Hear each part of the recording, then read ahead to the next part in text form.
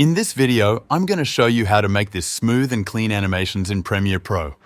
First, you need to add the item you want to animate to your timeline. Now, add a transform effect to your clip. It will be our base.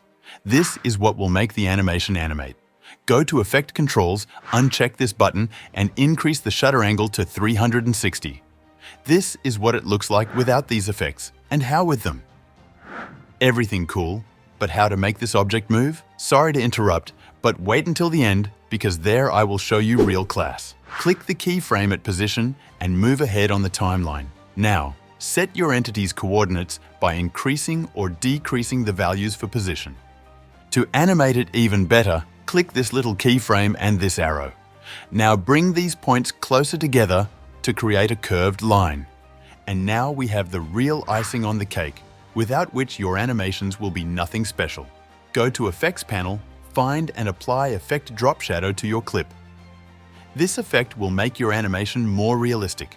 In Effect Controls, set everything the same way as I did, plus subscribe this channel. I hope it helped you, and I'll see you in the next one.